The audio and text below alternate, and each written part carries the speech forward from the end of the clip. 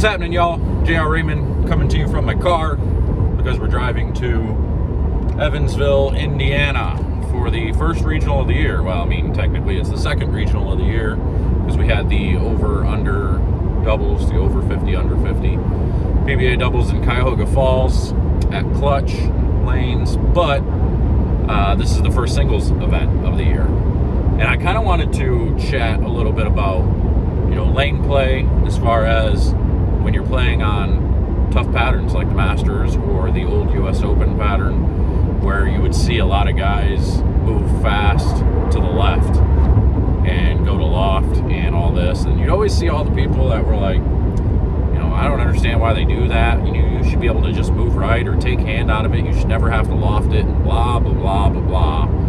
Those people don't have a clue. And they're always generally the older generation who just look at it as, well, back in my day, we bowled on burn and double burn and we never got left of 15. Yes, because back in your day, bowling balls were not nearly what they are today. The technology wasn't nearly what it is today. The lanes didn't get destroyed like they do today. So, you didn't have as broad a range of types of players as you do today. It gets a little messed up. And the object of the game is to create as much room for error as you can. So you see guys like Norm playing up the lane on fresh condition, but he wasn't able to do that for very long. But you see that, him playing a little straighter, and everybody thinks, well, why doesn't everybody just do that? Because most people can't do that anyway. And the object behind this is to find the most room for error and your best ability or possibility to strike and put a couple of strikes together. When the lanes are tough, like they made, and when you look at the graph and where the oil was placed, that's just not, that pattern just didn't give it to you. And although when you look at the pattern, it looks like, you could play the outside and there's, some shape out there, but because of the amount of 2-to-2 loads that they put in there, which there was like 10 of them, both on the way there and back, so 10 total in the first 22 feet of the lane, which just basically builds up a huge ramp and creates a huge out of bounds to the right. So what ends up happening is all the volume, all the oil, it was like 32 or 33 mil, which is a pretty high volume pattern. All that volume creates an out of bounds to the right, and the out of bounds was probably like, if you were playing straighter, the out of bounds was probably about 6, 7. So if you got it right of that spot, your ball would just float off of the edge and hit the 3-pin in the face or right of the 3-pin, and you had no chance. You'd either wash out or 210 or 2810 or something all day long, and it never gave you much room inside. You never had much miss room to the left because you're playing so much straighter up the lane. If you get it going up the lane, it's going to find friction and it's going to hook high. So your instinct and what the pattern was telling us to do was to get away from the hang and to create some hold by creating angle through the front part of the lane. The only way to create angle, and that again goes back, anybody that knows bowling, that's watched the old US Open shows, they used to say the same thing. It was a 40-foot 1-to-1, it was flat all the way across, and everybody would say, why is everybody playing so far in? That doesn't make any sense. Everybody's starting at 5th arrow on a fresh pattern. Why would you do that? Well, because you have to create angle. You've got to be able to create hold. If your ball is shooting through the front to the right, you have the ability of creating hold and getting your ball away from all the hang to the right. So your instinct is to move away from it, get left of it, and get your ball from 5th arrow and don't get it right of 8. So you can create still a little bit of hook down lane at 8, and by being steeper through the front, if you're slow enough, some guys were able to get it to come back from 6, 7. So, and then when you got it in and it hit 10, it still had a chance to, at worst, 4-pin. So you could create that. And for me, what I saw was the amount of volume in the front. You had to use a bowling ball that was going to hook, but it couldn't overreact after those first 22 feet. You couldn't make it, you didn't want it to start hooking at 23, 24 feet and just keep going left, because that would just take away all your room for error. But you also had to have a big enough bowling ball. Continue onto US 24 West toward Defiance.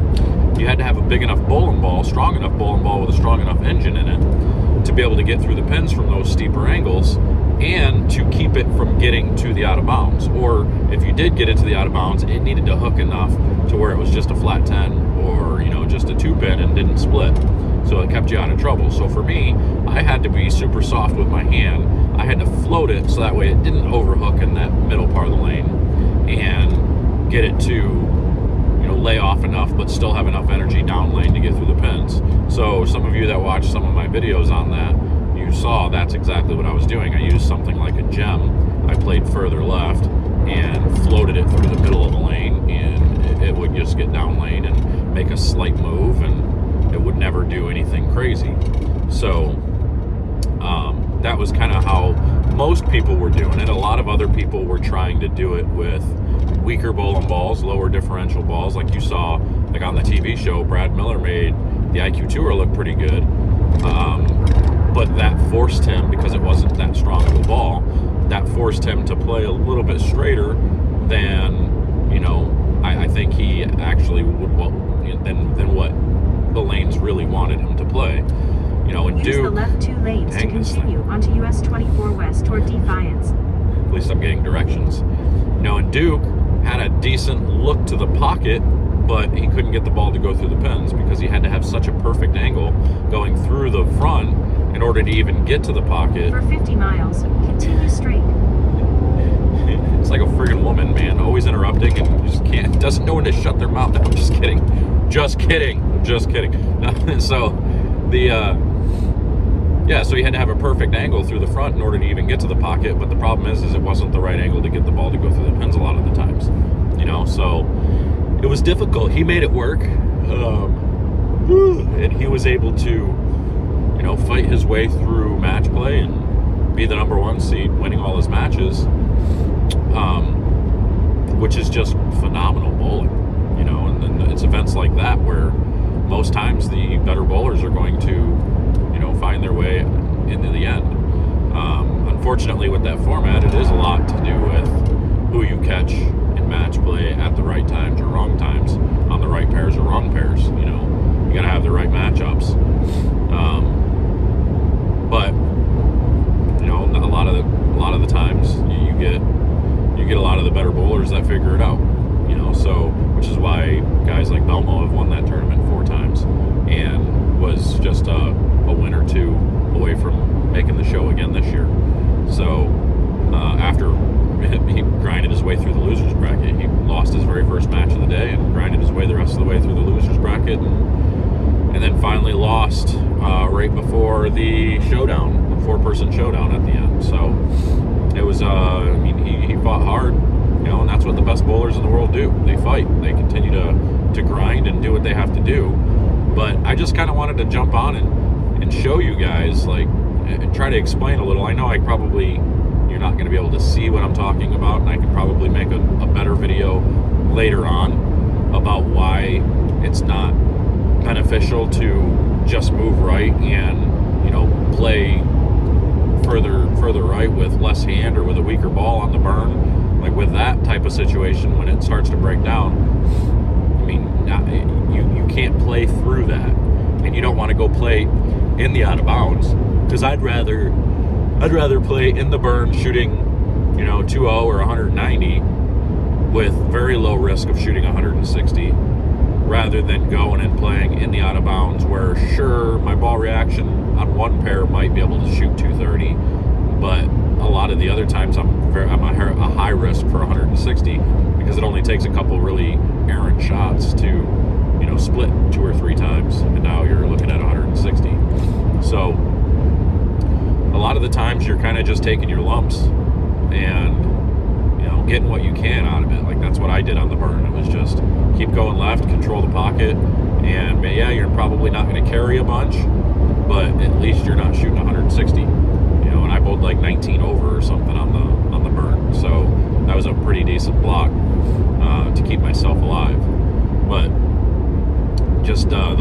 concept of, why not just throw plastic, or why not take a urethane, because that's because you're giving way too much up trying to do that versus playing the lanes the way the lanes are telling you to play them. So the whole, you should never have to loft the ball, like that's garbage.